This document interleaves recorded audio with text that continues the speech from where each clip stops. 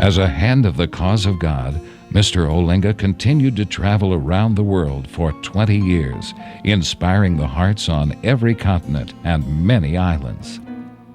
In Samoa, we were with all our Samoan friends at the airport waiting for his plane to come in.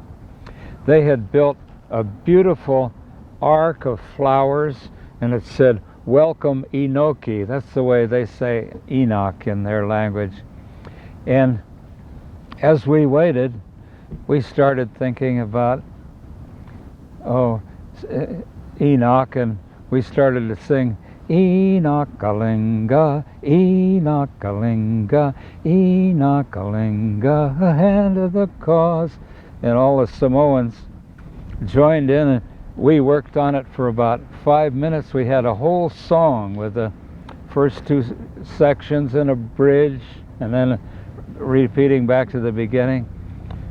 Gina helped supply words, and when he arrived, everybody sang that, and they were so overjoyed to see him, and he was so overjoyed he had tears in his eyes too.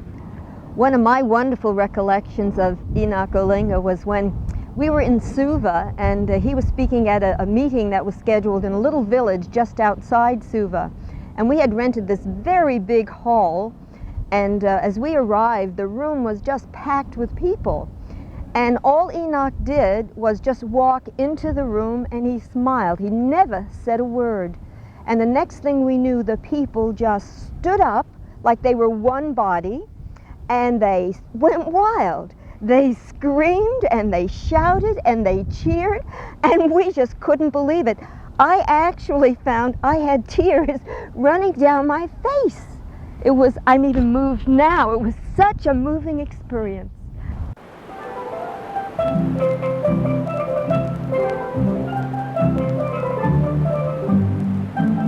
When we heard of his coming, it was for the first time Hand of the Cause was visiting Trinidad and Tobago.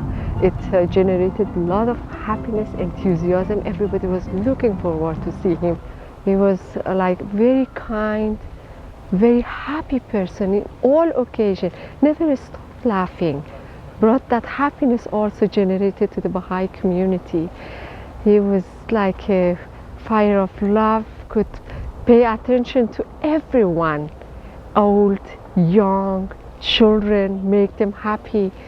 And with that great faith, when he recited the tablet of Ahmad, almost everybody felt it, that faith which he has in his heart.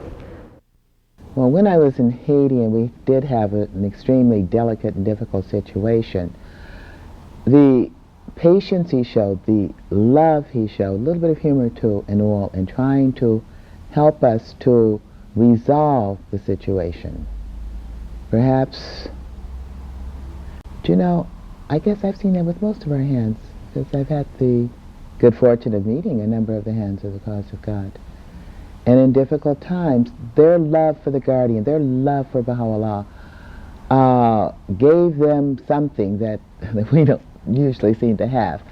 And they were able to, I think all of them showed forth this love, this wisdom in protecting the cause and in helping us. Well, I think my most happy experience as I pioneered was the visit I had with Enoch Olinga on a Easter weekend in Haiti, a Catholic country. We didn't know how many people would come or if any would come at all, but I had gone through the village all day and invited the people to come. And much to my surprise, they showed earlier than usual. They came before the time of the meeting, and by the time the meeting was to start, I had nearly 40 people there, which was really exciting. I had to translate him because the person who usually translates was not there. And I had to translate British English mentally to American English to French. And it was really fun because the people in the audience, knowing me, knew that I didn't know French very well. So they helped translate, which was really fun, and had audience participation, many questions, a really lovely evening. And Enoch Olinga was just, you know, so gracious and wonderful, and it was such a blessing And all I have to say is when you put your foot forward to help the cause of Baha'u'llah, the Supreme Concourse comes to your assistance.